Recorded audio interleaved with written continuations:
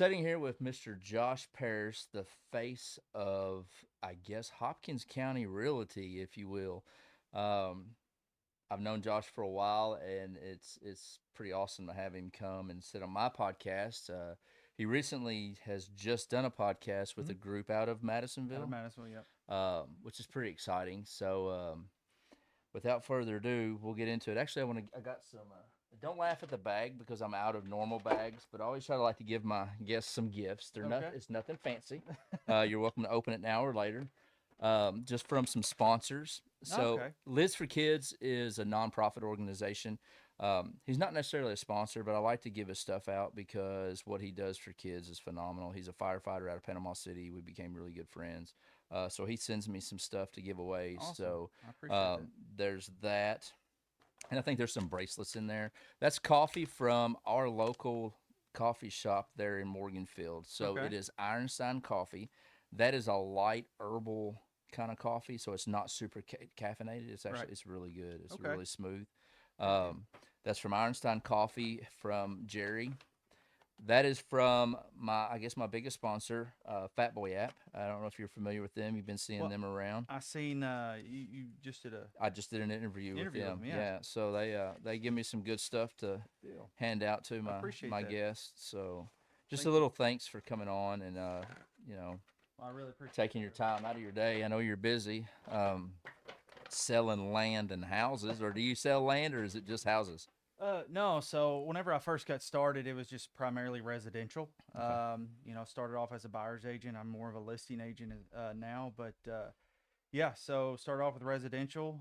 Then I started kind of breaking off as being like the land guy in our area, hunting land and stuff. I don't do a whole lot of ag, but the rec land and stuff. And then I'm dabbling a whole lot more in commercial, which is where I kind of want to end up being more so the commercial side of So things. just kind of get away from residential and get into commercial, like the Yeah, big. I'll always do residential just because you meet so many cool people. The relationships that you build. But yeah, commercial it's a whole different. It's a little bit more challenging. Yeah. I was able to kind of help bring Dunkin' Donuts to Madisonville. That was the Oh, first awesome. commercial deal that I had done, and then when like I said, it's a little bit different. Yeah. So I really like the commercial side of things, but I always do residential and land and So before we get too deep, let's. I even learned some things about you on the other podcast that you were on, and it was CGM yeah, or Creative Media Group. I think's what it was. CMG. Yeah, yeah, yeah. CMG out of Madisonville. Like I had no idea that they were doing podcasts. I think I was number 11. Oh wow! So So they they're getting just started yeah, too. just getting started. So So they do a couple of day on I'd weekend. like to. I'm gonna have to get some information. I like to go up and check their studio and Yeah. stuff out. But yeah, phenomenal job on the interview there and them guys. I've never met them, don't even know who they are, but I really enjoyed Right. their interview and their podcast with you. Learned some stuff about it. Did not know. I knew you were always funny. Yeah. Right. Always knew you were funny, but I didn't know you had went to Nashville. I feel like I remember you saying something about going to California, Right. but I don't remember you winning any contest in Nashville. That was really cool. The comedy, what was it? Yeah. It was Nashville's Funniest Comedian, and then I came back and then did it was like Nashville's Funniest Comedian of the Year. It's not, I mean nothing major. It's not like I was working the Laugh Factory or something like that. Right, right. But yeah, yeah, it was really cool. I kind of quit my job, left on a whim. When I left the mines and pursued a career in comedy. I mean, of course, when I first got started, I was doing it while working, and then it just kind of took off. And honestly, I truly believe if I would have stuck with it, I know I would have made Oh it. yeah, there's no doubt. But I guess at the time I had commitment issues, and I knew it was probably going to take a few years. Right. And but also, my comedy was pretty rough, Yeah. and someone had told me a long time if you want to be successful, you need to do clean comedy or Yeah. cleaner comedy. And but but yeah, I mean, I did that. I went out to California. My first time there, actually, I did this. I found this hole in the wall place, and I was doing this stand up comedy, and literally my first week there. Well, after I do this little open mic night, this guy comes up to me and he was like, "Hey, I want you to come and do 15 minutes at the Comedy Store." The Comedy Store was the second Yeah. largest comedy place in LA. It's that and the Laugh I'm Factory. pretty sure it's still pretty big to Yeah, this yeah. day. Yeah. Pauly Shore's mom owns that. Oh wow. Okay. Yeah. Okay. So this guy told me that. I'm like, bullcrap. Like, this guy's just trying to, he's just trying to mess with me or whatever. Right. I didn't go. I didn't even go. And all of a sudden I get a phone call the next day. And was like, hey, where were you? And I was like, honestly, man, I thought it was too good to be true to get invited to do. Thought it was a hoax. To, Yeah. yeah. And he goes, well, I want you to come back. He said, I'm only going to give you 5 minutes this time. And he goes, if you don't show up, you might as well go back to Texas. And I was like, well, I'm from Kentucky, but I get it. So I did go, man. I remember walking up. It was almost like a dark alley, and there's this big guy had a headset on, a clipboard, and he goes, "What's your name?" And I was like, Josh Parrish. And he goes, up the stairs, second door to the left. And I was like, holy crap, like this is legit. And went up there, and it wasn't the main stage. You know, they have a few different rooms and stuff, but that was really fun. It was But really I mean, fun. you got to do the Comedy Store. I Like, got to do the. I can honestly cool. say I did the Comedy And Store. anybody that's into comedy will know how Absolutely. big the Comedy Store Yeah. is. So that's really awesome. So, how does your dad feel about? Because I know your dad. Like, Yeah. you know, your dad is he's a pretty tough cookie to crack sometimes. Yeah. You know, what did he think? Like when did you tell him, Dad, I'm gonna do comedy? So of course we both know my dad's very dry, right? You know, and he was, you know, very cut straight. Yes. And I remember, I'm not going to say that he didn't believe in what I was doing. He just thought it was like, what in the world are you doing? Yeah. And I remember I asked him, I was like, Dad, I said, I know I'm sorry. Like my language and stuff is going to be a little rough, but I want you to come and watch one of my shows. And I got invited to MC. It was a comedy play called Club Royale out of Evansville. It's not open anymore. But there was a comedian there. I think she had been on like CMT and stuff. She's a pretty big name, and they had asked me to come MC, which means like I would open up for 5 or 10 minutes or so, and then there's like 2 or 3 different comedians, and in between each one of them, I'd get up there and say a couple minutes worth of jokes, and then and introduce the headliner, and pretty well they gave me enough time to go through 10 or 15 minutes worth of jokes, and Cool. I remember my dad, he came. And in my dad's fashion, when it was over, he just got up and walked out to his car. And I'm like, so I chased him out there. I still remember it was kind of dark. It was a little bit rainy. And I knocked on the door, kind of started him a little bit. Yeah. And I said, what do you think? What'd you think? And he goes, I think you're crazy if you don't try it and go for it. That's awesome. Because I had told him I was wanting to go to LA. And I was like, just come watch me. Just come watch me. And that's whenever he was like, he's got something. So when you were up there on stage doing that, did you ever look out at your dad and see if he was laughing or? No, because I can't quite remember, but it's whenever you're up there and there's that many lights and stuff, it's hard to even see the row in front of you. But no, I wanted to focus. I did my thing, you know. Did you feel him like his eyes eating into you? Well, because I felt them before. Yeah, oh gosh. You know, the main thing is like I said, like my comedy was vulgar at the time, and I wasn't really proud of that, and I knew that he wasn't going to be proud of that. Right. But that was the only thing that I was kind of concerned about. But I kind of had that upfront conversation with him. It's like, hey, I just need to. It's pretty rough, Dad. I just need to tell you. But yeah, I mean, he gave me my blessing at that point. He was like, you know. Now, did your mom ever see you do any comedy? When? Any of those in the early days, or? So a little bit of it. It's one of those things that I wasn't extremely proud of, like wanting my parents to I got see, you. so. Okay. Yeah. I see. That makes sense. Especially if it was as rough as what it was. It was pretty bad. Is there any of those videos floating around out there? So it's kind of, that's one thing that kind of sucks. This is like 2000. I guess it was 2009. Early not a whole lot of. I mean, everything was done on a camcorder, and there was one when MySpace was going around. There was a couple videos that was posted on there. It was before I knew anything about how to work YouTube. I mean, YouTube was around back then, but I just didn't know much about it. And so there was a couple videos floating around, but then whenever MySpace, I don't know if my page just crashed or whatever. So I have absolutely no videos or anything of any of that. Yeah. I know, and it was. I mean, we recorded primarily I don't know. Maybe one day I'll be 60 years old digging through a box and I'll find that camcorder and there'll be a couple hours. Maybe somebody at one of these places has got that on camera or on tape somewhere. So you worked in the mines leading up to this, straight out of high school, right? Because your dad was in the mines, was that something that you knew you were going to do, or? Yeah. Well, it wasn't really planned. I was actually going to go to school for law enforcement. I always thought it'd be really cool to be a cop, and so Dad had come to me, um, I don't know, probably a month or two before I graduated, and was like, "Hey, while you're going to college, do you want to join the college help program?" And I was like, "Yeah, sure." It's pretty good pay for college help, and so I worked at the mines 30 hours a week or so while going to school, and I realized, I was like, I'm going to be going to school to make $50,000 at the time. I think they do a lot better now, but $40,000-$50,000 a year whenever I don't have to go to school and I can make 70, 80, Yeah, close starting to a off in the hundred. Yeah, mines. Yeah. So it started off just as a kind of help with college, and then it turned into full time 16 career. years. Yeah. So leading up, how many years you put in? What, 16 years? Yeah. Close to 16. I 16. was 15 going Yeah. on 16. So, and you got hurt. I did. Kind of explain what happened, what So led up to that. yeah, so it was really weird because as far as I can remember, I had never filled out an accident report the whole time that I was in the mines. Maybe not. I don't know, but Right. nothing significant enough to remember. But Right. I was volunteering. It was getting ready to be Christmas, and wanted a little extra Christmas money, and I volunteered on a weekend, and I was throwing away or reclaiming some belt structure, and lifted and twisted at the wrong time and hit my knees.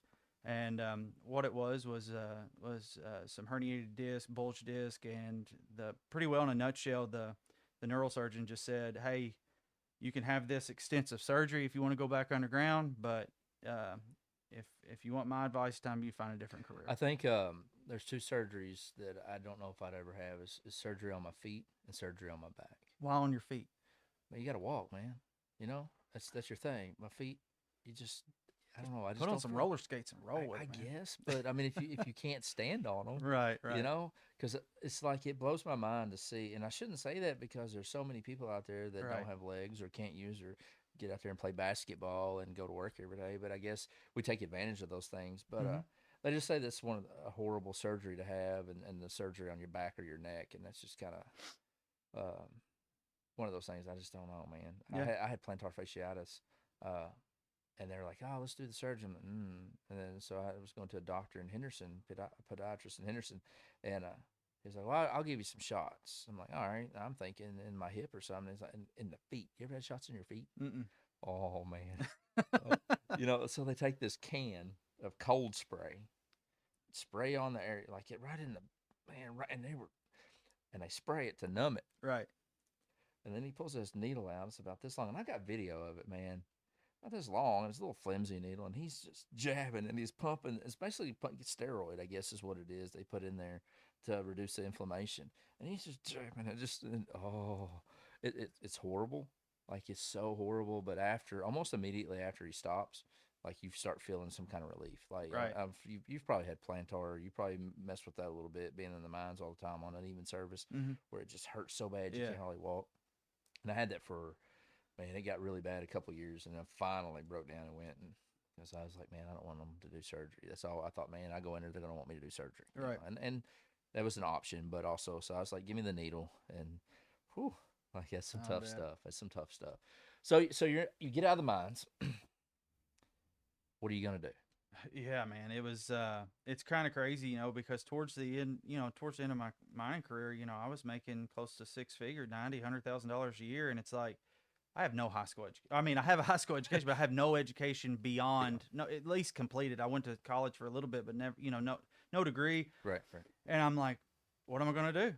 And at one point in the mining career, I did dabble with in the mining industry with a company called First Line Fire, and they worked, serviced, and sold fire suppression parts, fire extinguishers, stuff like that. And so I had a taste of the sales, and I realized I was good at it. I think they had told me like my first 8 months with that company, I'd broke several years of sales records, well, and of course it was business to business, but I knew I had a talent. I could talk to people. I was a people person, and I just told my wife, I was like, "This is our only shot. Like, I'm gonna have to get into sales somewhere where I can use, my talent right. as a talker or whatever." And I got into car sales, and it went. I loved it. I honestly, like, still to this day, I loved selling cars. It was so fun. It's that instant gratification, like. Right. And then I made a game out of it, and was, you know, people had talked about. There's a thing in car sales called a hat trick, and a hat trick is three sales in one day, three car sales in one day, and that's there's people that's That's a been big selling deal. cars for 10 years Yeah. that's never done it, and I want to say it was like the second or third weekend after I was able to sell because I had a little training period, and I pulled off a hat trick. And I was like, well, that was super fun. I'm just very competitive. Right. And Yeah. it was like pulling off my first hat trick. It just become addicting. And then the next weekend, pulled off another hat trick. And then I kind of got a little cocky and I said, not only am I going to pull a hat trick, I'm going to sell three of the same vehicle, like three Highlanders. I'm going to sell. And that day I sold two and took a deposit on the third one. I couldn't close it till the next week, but still in my book, I pulled It was off the a hat same. trick. Yeah. And then at one time, I sold four cars on a Saturday and then three cars the following Monday. And whenever I posted that online, I started getting calls from every car dealership in the area. Wow. Yeah, and but I enjoyed it, but I knew that was just my foot in the door of sales. Right. Um, and I had always kind of thought about real estate, but I didn't really know how to do it. And I met a lady. She had came in. I remember her daughter got here first. It was about towards the end of the day, and her daughter walks up and was like, "Hey, I just want to let you know my mom's about to be here, and she's going to buy a car." She's like, "Are you a salesman?" I was like, "Yes." And she's like, "Well, I'm gonna go ahead and warn you. Like, my mom hates car salesmen." And I was like, "Listen, she won't hate one. She won't hate car salesmen after we're done." And I remember, I mean, she was exactly right. And her mom got there, and you could tell she was just like had no time for me. Well, within 30, 40 minutes, I have her laughing her butt off. And it took like 3 days because I don't know if she had to order, she ordered one or waiting on one, but we had 2 or 3 days to get this deal done. And we become friends. And she was like, "Josh, have you ever thought about selling something bigger?" And of course, I said, "Like trucks." And she was like, "No, you goofball, real estate." And like I said, she had a real estate license. She was actually an auctioneer, one auctioneer of the year, I believe in the state of Kentucky this past year. But Oh, wow. but yeah, she made an introduction, introduced me to a broker. They told me how I needed to, what to do to get my license, and what comes next was pretty ballsy. Of course, I'm a guy of faith. I tell everybody I love Jesus. I cuss a little though, Yeah. you know. Yeah. I got you. But I remember I was doing my tests or my courses, and I just felt like God had told me, like, quit your job as selling cars and focus on getting your license. And like, man, I still like probably 3 or 4 weeks before I finished the course. And dude, in real estate, you only get paid if you sell a house. So Right. you might go 6 months before you sell something. You might go Wow. six, and I was just like, I just felt like that's what God told me to do. He was like, "Man, quit this and focus on it." And I just took a leap of faith, man. And scared to death. Not, I had a little bit of money saved up, but not a ton. Right. And I studied, and my story's kind of a fluke. It really is. Well, I feel like you've always been somewhat of pretty strong in your faith, Mhm. even early on when I met you. Ha, has that grown? Oh, absolutely. When did that really start growing for you? I mean, I mean, day after day it grows, but man, my business changed a lot. I'm gonna say 6 months ago, and I changed my mindset when I started thanking God for as when I started thinking God as hard as I did, like whenever a deal went through or landed a good deal, and like, thank you God. What When I started thanking Him for the failures and started thanking Him as hard as I did for the successes, whenever doors would close, as I did when doors opened up, bro, like, Shane. I'm telling you, man, everything changed. I mean, I'm going in my fourth year, and and I've got the best start that I've ever had.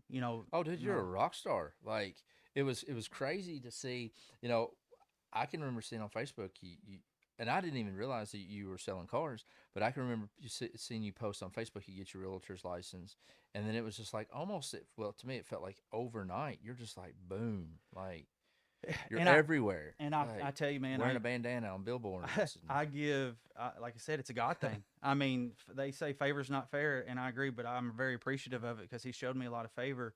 But your average first year realtors, this is nationwide, not just a local level, but might sell 3 or 4 houses their first year, right?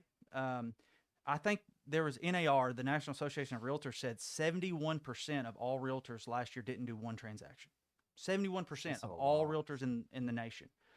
My my first day that I got my license, I got my first deal under contract. And my first 6 months, I did 24 transactions. And my first actual full year, January to December, I did 74 transactions my first year.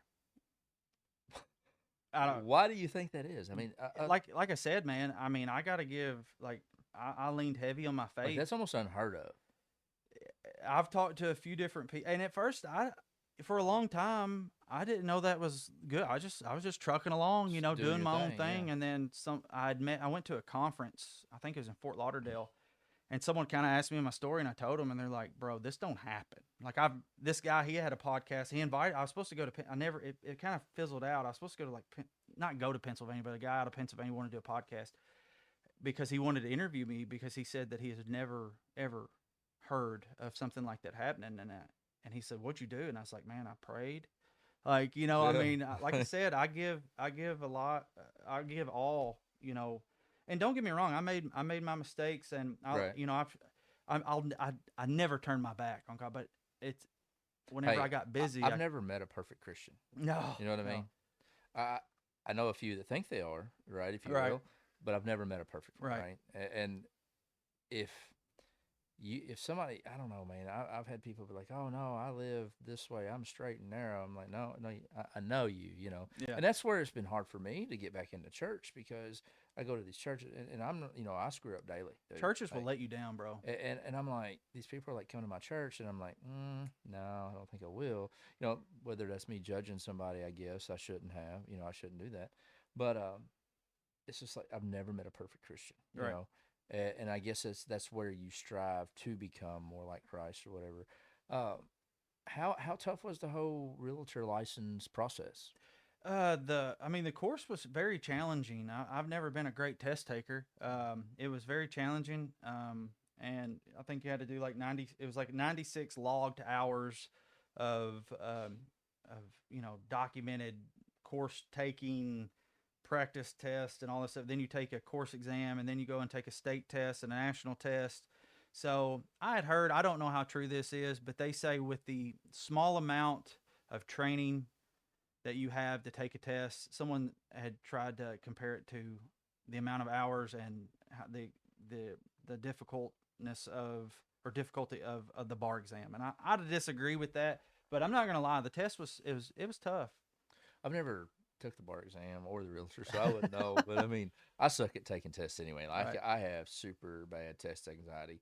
We could sit here and study together, and I can give you every answer, just right, boom, boom, boom.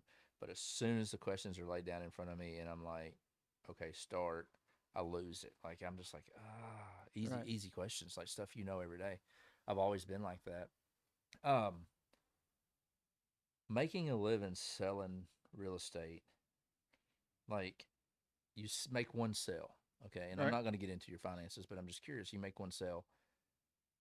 How is that compared to a paycheck every week? Like, what do you get different size commissions off of different properties Yeah, or whatever? it's always off of usually a percent scale, a percent of the sales price. So of course, there's no standard commission structure. But let's just say for easy math, if as a buyer's agent or listing agent, my split was going to be 3% of 100,000. That's $3,000. And then, but whenever you work under a broker, everything's kind of slice and dice. Like you'll be on a split. Say of that $3,000, I owe my broker and the company X amount of dollars, and then I keep the remainder. But yeah, I mean that's how it works. And as far as one thing that I had to get used to, and now I wouldn't do it any other way. But whenever you worked in the mines, every Friday, you're getting that check. Right. And so whenever I got into real estate, it happened. It hasn't really happened to me, thank God. But you know, there's some people out there that might go 2 months without a paycheck or something like that. So you got to manage your money really well. Of course, like my first year doing 74, that's That's more than 52 weeks, So I think it averaged out to like I was doing 1.5 closings a week or something like that. And but I've been blessed, man. So I've you've been had you've very well been constant with your paychecks, so to speak. I Yeah, mean, yeah. So the first, like I said, the first year 74. I think the next year we're at 70. Last year was a little bit less. I think it was 60 something. Um, but yeah, so far this year I've closed out 18. So yeah, just rolling on, man. That's and are the 18, are they residential, commercial, or what are they? a little bit of well, residential, land, and commercial. Like I Yeah, said, all just all kind of of the all rose above. in Yeah, above. yeah. So, but you're wanting to focus more on commercial stuff. Is that so? Is that just like selling existing businesses that are maybe abandoned or whatever, or vacant, I guess, to a company coming in, or is that selling? So not How does necessarily that? commercial. Could be it could be a warehouse. Okay, Okay, it could be a multifamily apartment complex. It could be duplexes. It could be anything that's income producing or in a commercial district, whether it be a building and selling it to somebody that's going to bring in a business or something like that. It's just like I said, it's a little bit more complex and there's a lot more lot more moving parts on it. And like I said, I love the people I meet in residential, but it was just like the same old, same old. I was kind of getting a little bored. So then I started venturing into the land and the commercial side of things. So that's like I don't know that like I don't think I would ever uh, be able to sell.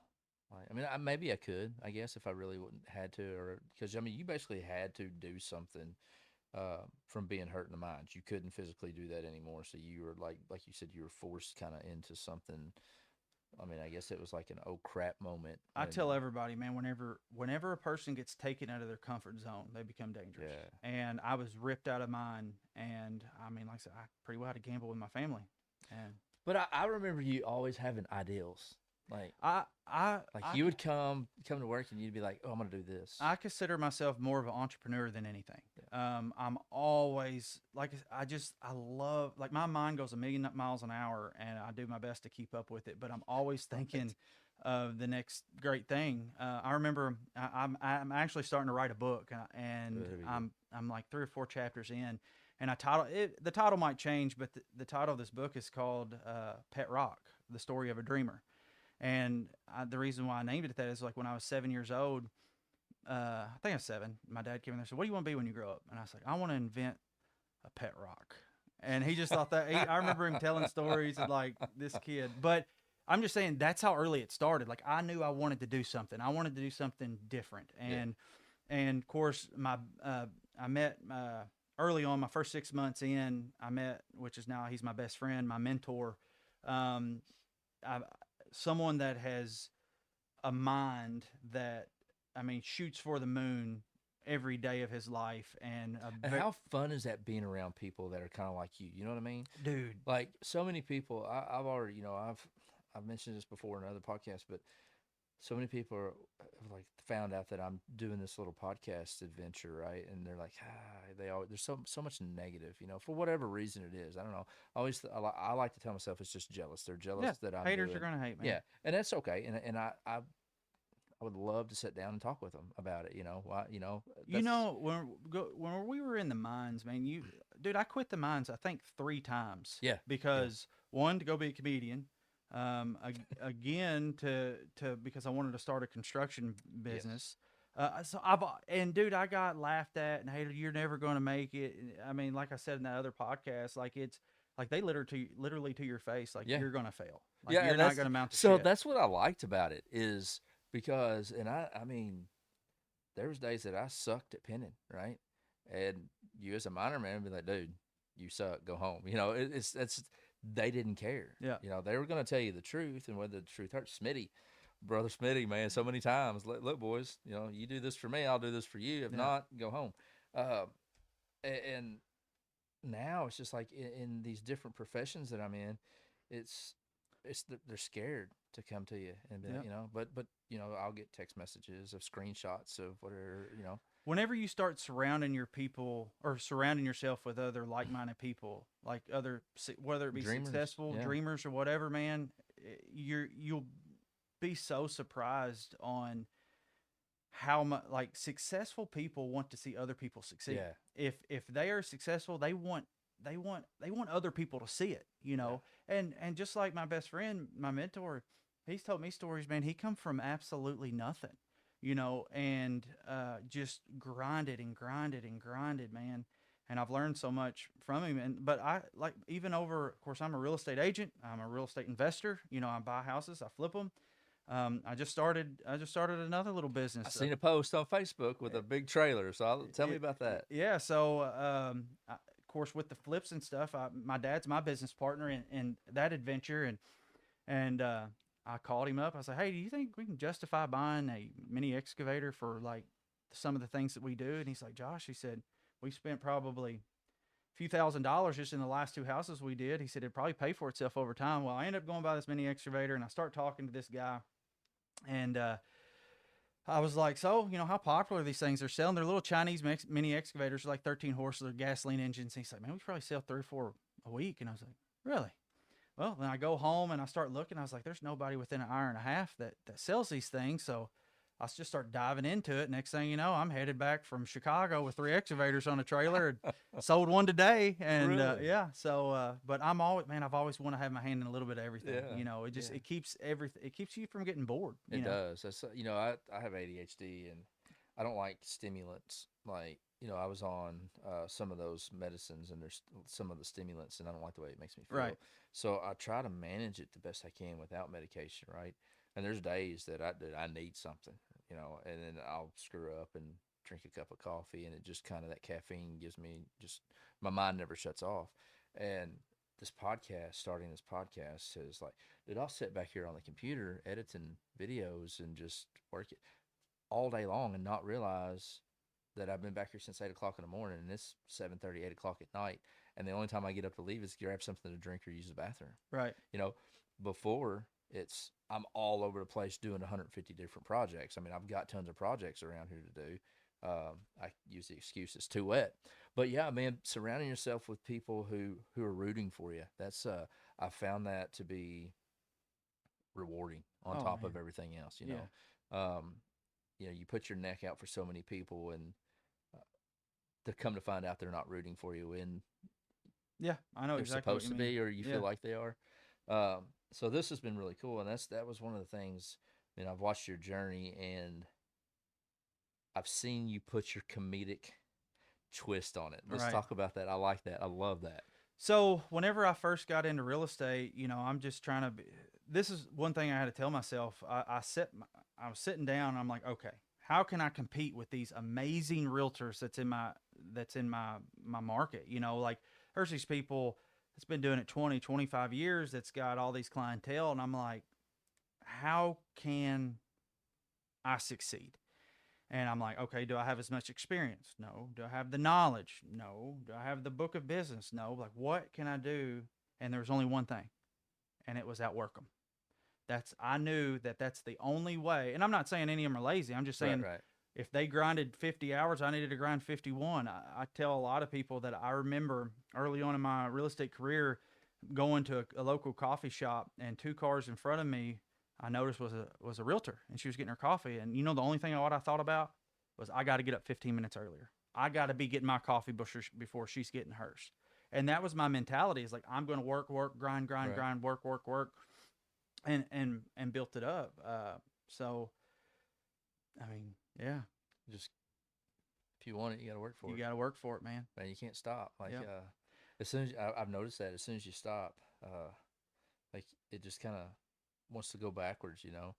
Uh, Well, you asked me about the comedy. So as I'm like just driving down the road, I'm trying to think of different ways to be creative and brand myself.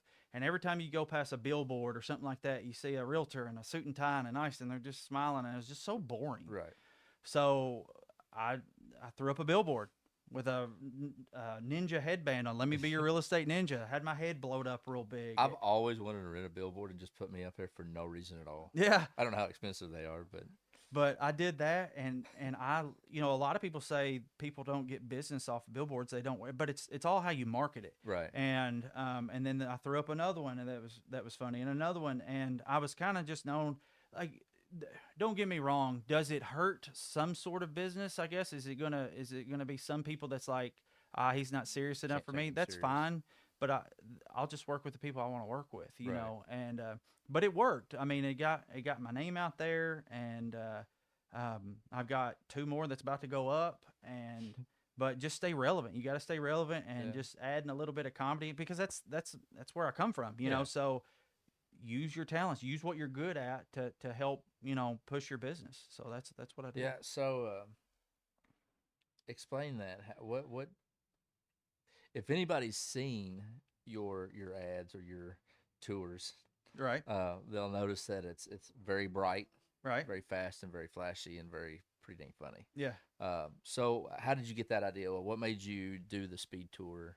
So I tell everybody, the best ideas are stolen. Right. And of course I always try to stay original in my market. So I'm Yeah. not going to steal an idea from another local agent. I mean, there's people that do that, Right. but I was just, man, I was scrolling on TikTok one day and I seen this kid. He's probably 22 years old and he was doing speed tours of these mansions in Texas and it was hilarious. And I was like, I'm gonna try that.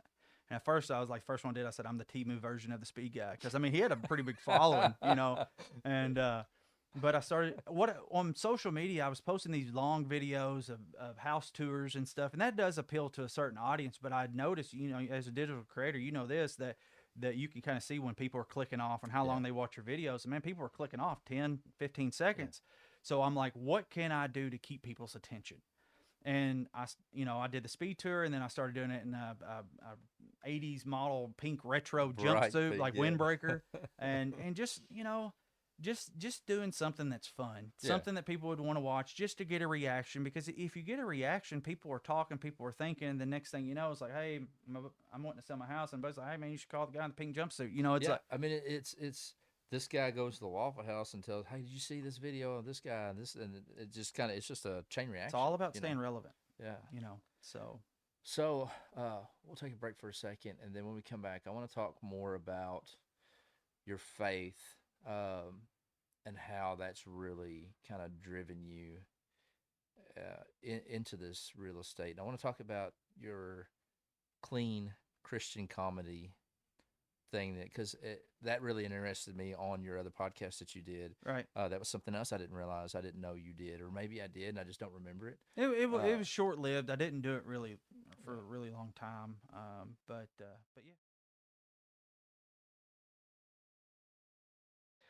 all right, yeah. So let's talk about how your faith.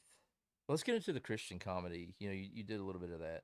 How did that come about, and what was that like for you, coming So from the comedy you were doing before? so yeah, I had a lot of the local people around Mansville. I guess I'm not gonna say like I was a celebrity by no means. I'm not saying that, but people had known like some redneck went to California to do stand up comedy, and he failed and he's back. And but yeah, I was attending a church, and one of the associate pastors come up to me and asked me, he's like, "Hey, we're doing a Christmas program. Would you want to do 15-minute comedy routine?" I was like, bro, I don't think you know what kind of comedy I was doing. And and he was like, well, you think you can clean it up? And I was like, man, I've never been able to write clean comedy. He said, why don't you just pray about it?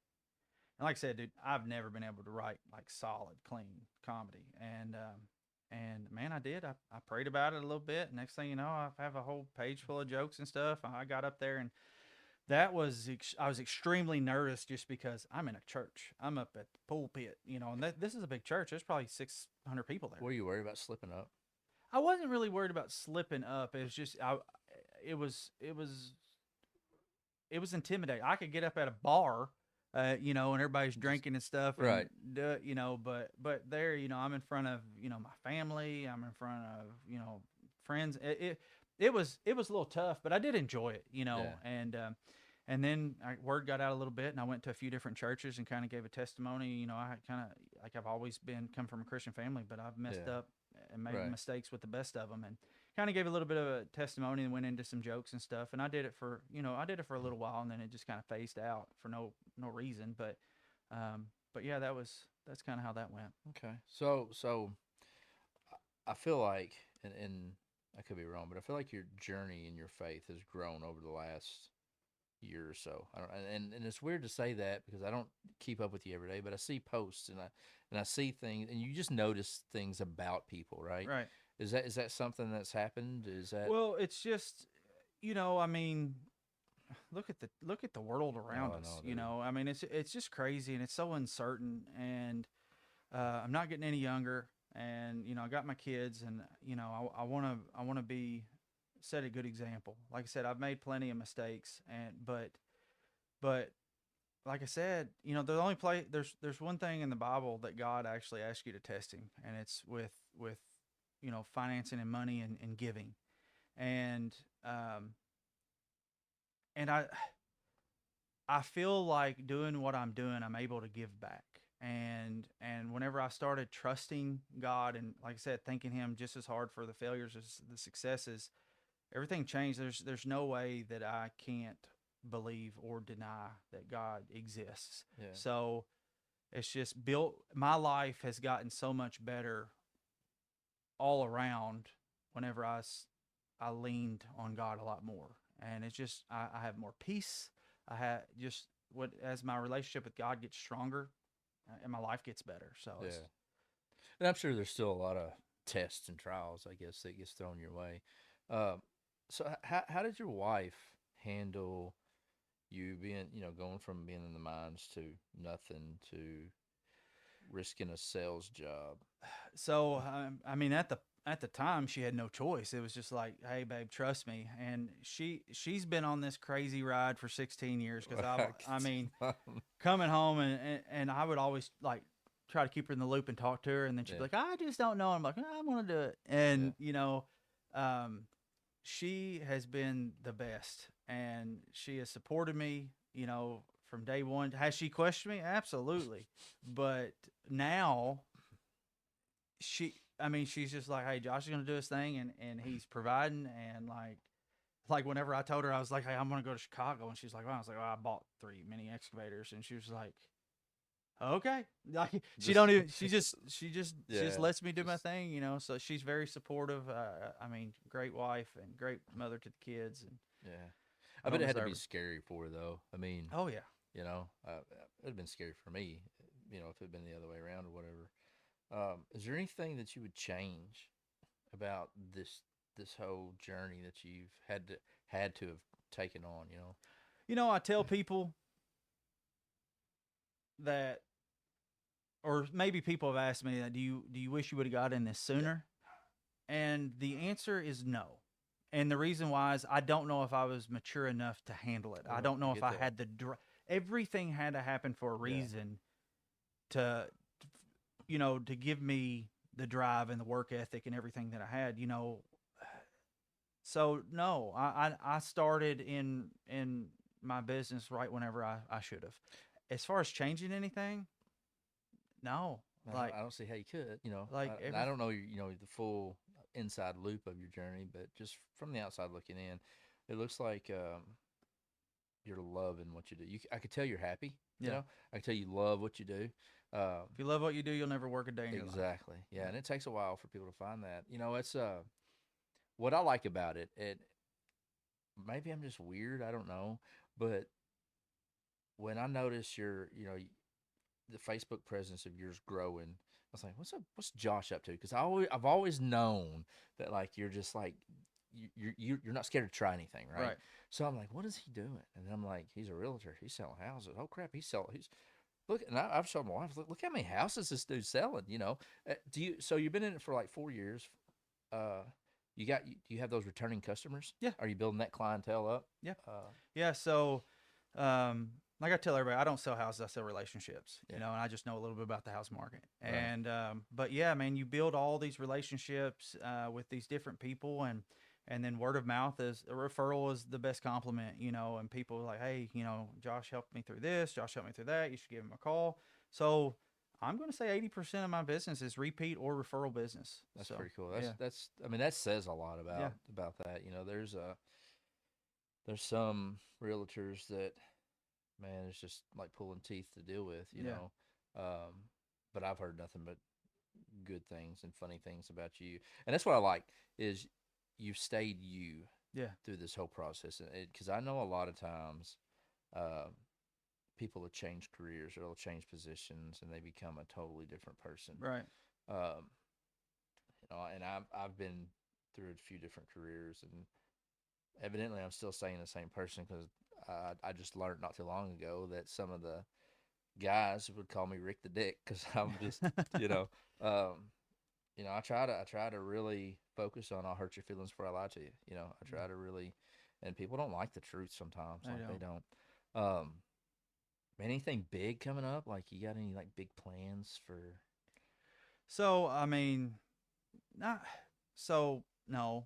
I guess nothing. I mean, there's a lot of stuff that just in my world that we're accomplishing and that I'm very proud of. Our office has been we're starting. All right, let me back up. So my first year and a half, I worked for a different outfit, and Uh, then I got approached by Blake Hayden out of Owensboro, and we started talking, and then we started talking kind of like a partnership, and he had created this juggernaut of an office in the Owensboro area, and then he branched out and opened up in Bowling Green, and then we got to talking, and then that's where we came. I'm managing partner at BHG Madisonville, and then we just opened up one in Louisville.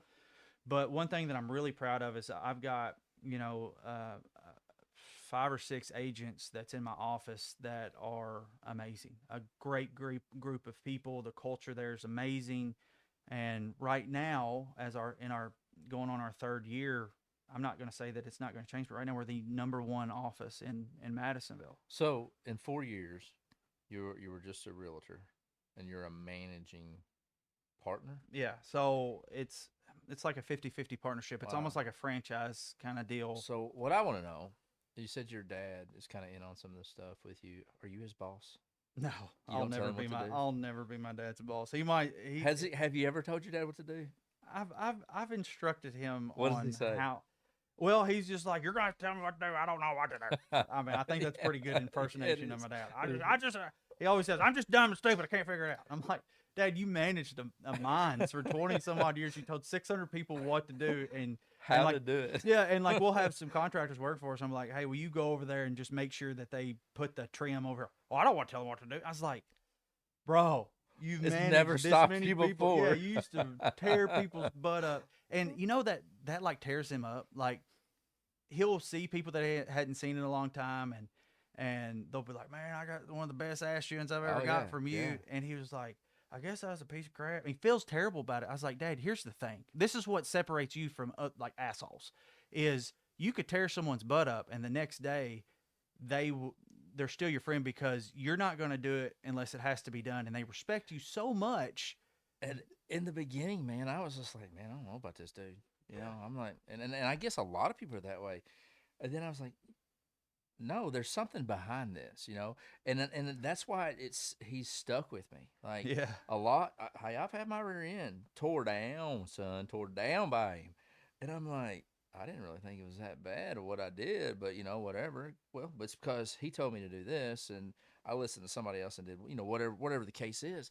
But I respect him, like, and he need. I hope he watches this because he needs to understand that all those butt chewings he gave to everybody, he gave out of love. yeah, I mean, really, he love. he truly Like cared. he cared about his job. He cared about his people.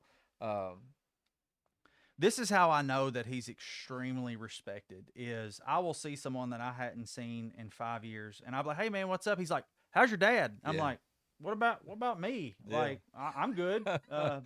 But there's so many people that, "Hey, Josh, how's your dad?" That's the first thing Yeah, that comes up. He was very respected in the mining industry, and I'm proud to call him my dad. So yeah. He was a good. He's a good dude, man. He's a big influence on him. Like they're just listen to him talk and listen to him chew somebody out, and then like you said, the next day they're yeah, like, "Hey, Jim, how are you doing?" It's whatever. Uh, Now I didn't get to meet your mom. yeah, She passed. yeah. She passed February 23rd or February of 23. Yeah, I knew it Yeah. had been yeah. So I was thinking of 24, but I forgot. Yeah, that was a year Mhm. before that.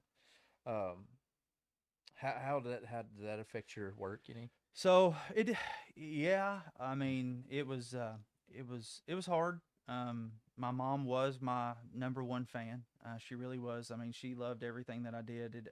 She, if I would tell her like, I almost start a business scooping poop off the sidewalk, she'd be like, "What, do you need any help?" I mean, Right. Give she me a was my shovel. biggest my biggest fan. But yeah, I miss her. I miss Yeah, her. I But bet. I bet you do. she's a good woman. Yeah, I never had the opportunity to meet her. Did she give you butt chewings like your dad, or? She did Because no, not just necessarily. from what I've seen pictures and just a few things what I've seen of her, I feel like she can be pretty. Maybe she has a way of telling you without being, Well, it was so.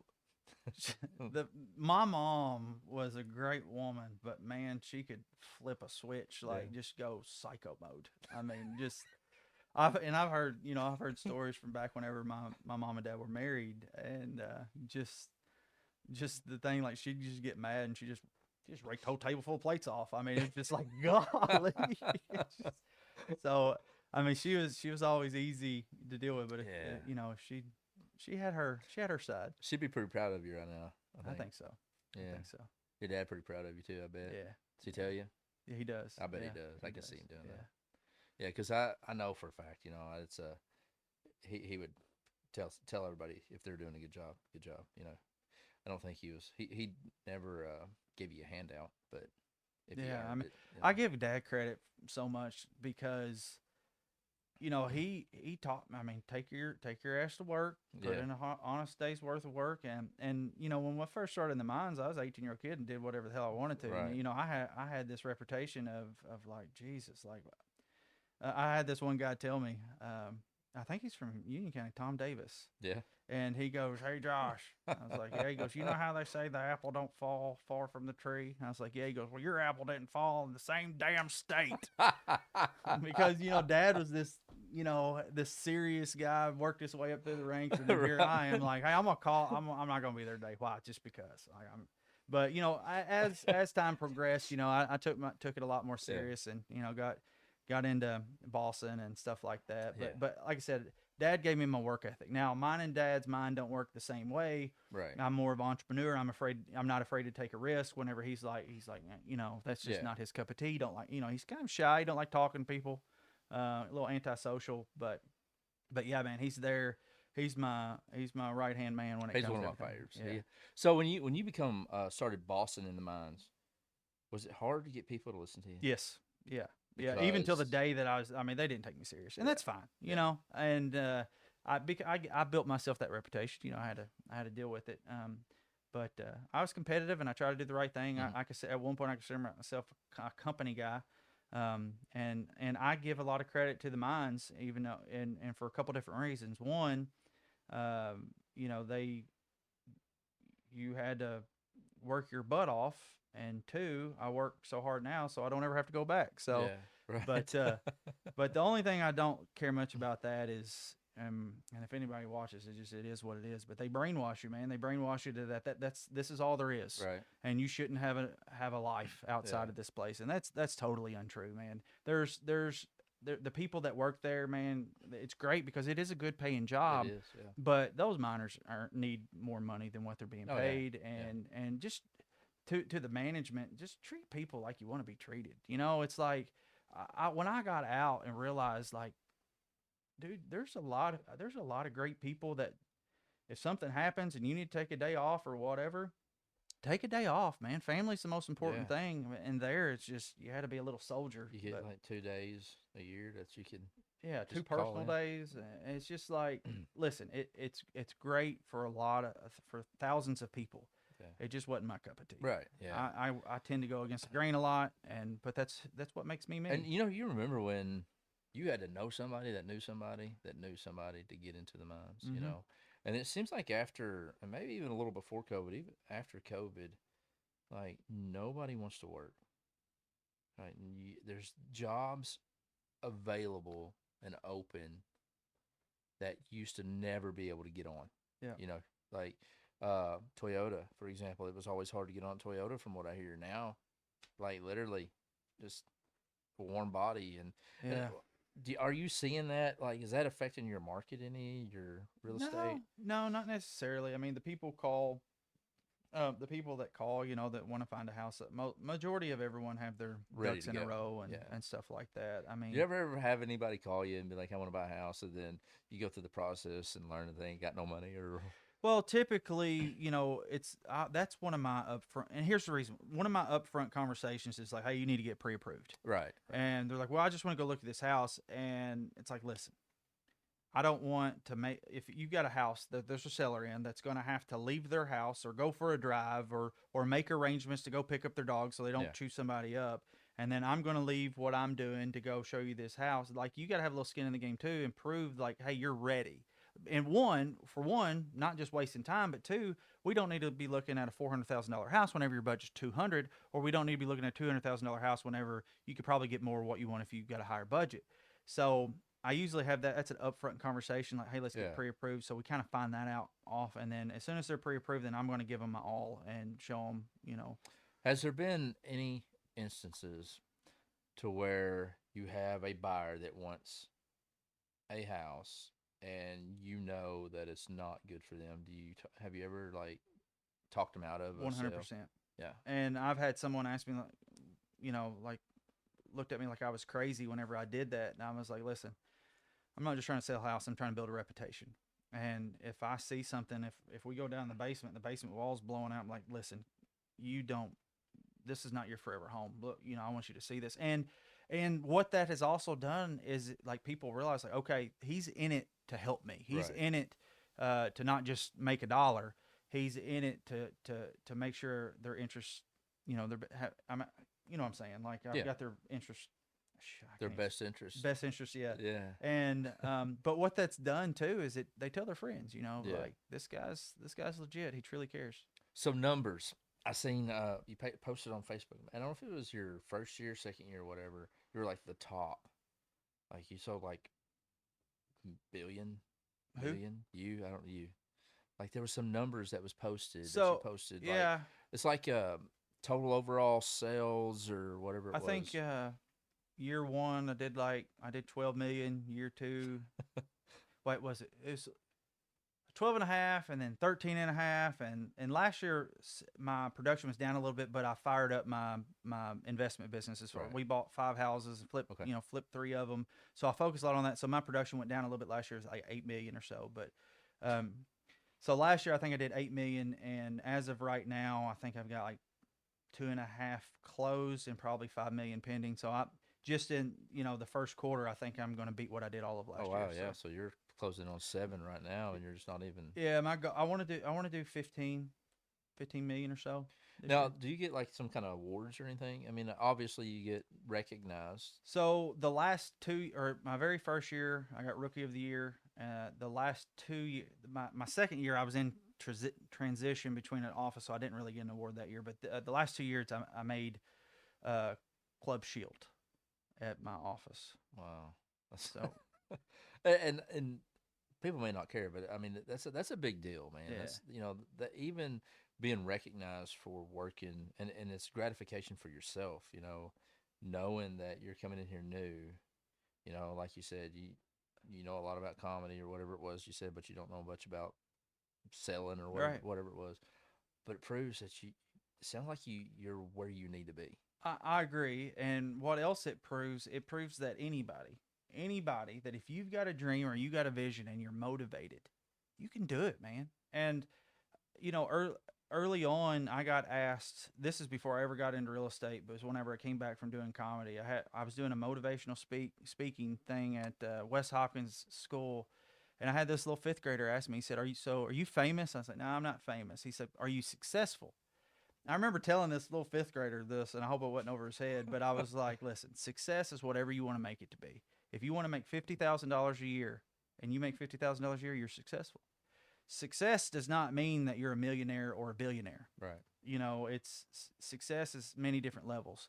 So do I consider myself successful? Yeah. And I'm proud of it. But at the end of the day, man, if you have, and you hear a lot of actors say this, and I'm nowhere near that level, but man, if you've got a dream, if you got something that you love to do, this podcast, whatever, give it your all, find your motivation, and freaking go for it, Yeah. man. Because if you try. People think that, you know how many times I failed before I become Oh yeah, successful? You yeah, know how many times I came crawling back to the mines because my idea didn't work? A lot of people think that failure's here, success is here. Man, failure is up here right before you get to success. You've got to fail, fail, fail, fail. So I tell everybody, don't be afraid to fail. Don't be afraid to someone to say no, because yeah. every no you hear is one step closer to a yes, and you've got to. Man, I've got friends have millions and millions of dollars, and they'll sit there and tell you, I have failed all the way to the top. Still continue, like, and there's going to be times that I fail on something. There's going to be times that I have a bad year, but you can't stop. Right. The number one reason why small business owners don't make it, there's only one reason, it's because they give up. They could sit there and say, well, what about inflation? Or I can't do that. Well, don't say you can't do this. Find out a way around it. Find a different Right. distributor. Find a way to do it. Make it happen, because there's always a way. There's always a way. Have you read Matthew McConaughey's book Green Lights? Yeah, most of it. I got on audiobook. I did too. I Yeah. listened to it on the way to work, and his dad, when he told his dad that he wanted to drop out of law school and become a actor, and his dad told him, "Don't half-ass it." Yep, Like I remember that that. was it. And I was literally in like the podcast for me was like just still a thought. Like I was kind of doing a little bit of stuff, but I wasn't. And I was driving to work, and that part of the book came on, and I'm like, it's 4:30 in the morning, and I'm just like listening to his book, and that part came on, and he said, "My dad said don't half-ass it," and I'm like, you know what? That's it. That's where a lot of people, they'll start something, they'll half-ass it, not finish it, walk away from it, not knowing if they would have just kept on and gave it a little bit more, where it could go, right? Yeah, I mean, you got to give it your all, and you don't know unless you try. So, what is Josh's goal for 2025? What are we looking at? What do So you want to What do you want to do? What is your goal for 2025? so I guess my goal. I told you my production goal. I want to do 15 million in sales volume this year. Another. I want to help lead my office to eventually, whether it be this year or next year, I want to help lead them to being either the top agency in our area. I want to flip a couple more houses. I'd like to get this little equipment gig going, Yeah, and before the end of the year, I would like to do a few paid sales coaching gigs. Like, I want to travel around and share my oh story yeah, and help coach people that may be struggling in sales, or they're with their business or whatever. And I want to help people that don't think something's possible. I want to help prove to them that it is. that would be cool. That would, Yeah. and you'd be good at it, especially if you be yourself. Yeah. If you be the Josh that everybody knows, you definitely got to keep your comedy in there because that's just part of your personality. Um, that would be neat to see. Yeah. That would be really cool to see. That would be. I'd definitely like attend just to uh, and it's crazy, and a lot of people. My audience kind of varies.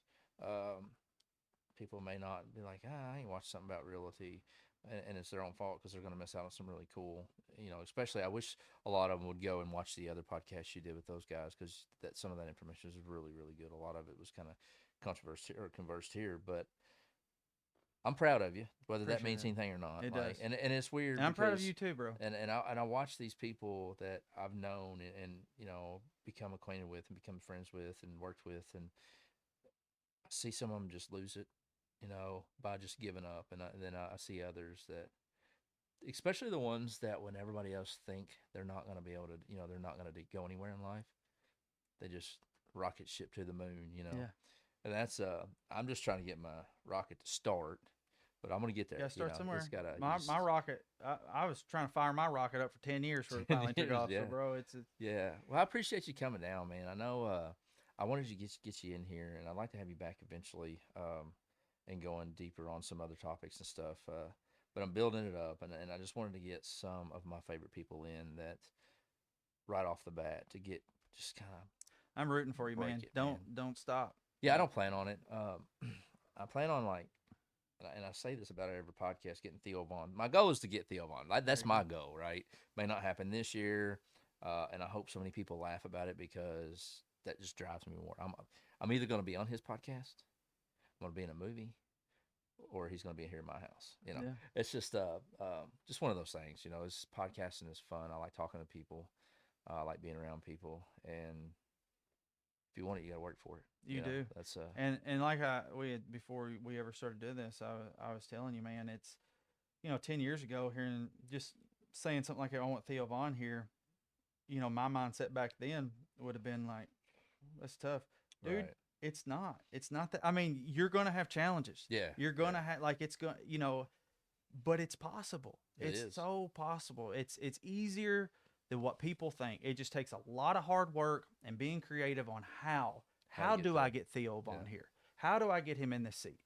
Whether that be sending 100 emails, whether that be tagging him in right, going on right. a TikTok, dude, it's possible. And you might try 10 ways that don't work, and then on the 11th one, he's going to be here. It's gonna work. Yeah, and he's such like I'm plugging the crap out of him because I want him here. But he's love his podcast. Like he's so funny. He's such a funny dude. He's very entertaining, and his story. Like if you haven't seen his story, like it is I actually amazing. don't know. Uh, you need to check it out. Theo Von's story. It's amazing. Like Yeah. it's really inspiring. And Right. another story, kind of off subject, but while we're plugging stuff, Sean Ryan, love his podcast, and Yeah. he just had Ben Owens on. Ben Owens was, and he'll tell you he was a piece of crap. Like he had it all, lost it all, had it all, lost it all, had it all, and now he's back. Drug addiction and smart guy. He wrote like this medical study at the age of 13 for Harvard. I don't think it was Harvard, but one of the big colleges at 13 years old, and they published it in these big medical magazines, whatever.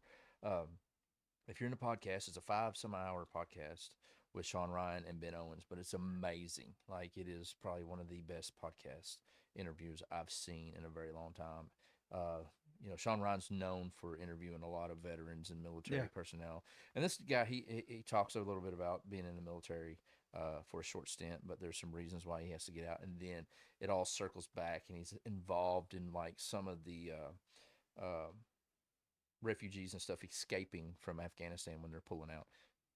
You have to listen to that. It's really really good. But Cool. anyway, I won't keep you anymore, man. I appreciate you driving down. I know it was a little bit of a drive. Um, I'm excited to see what you do. I'm honestly I'm more excited to see more of your house tour videos, like because you never the Josh I know, I never know what's gonna pop up in the I like to keep people guessing. 80s. Like I rolled, dude. I probably watched it 4 or 5 times. I'm like, dude, what is he doing?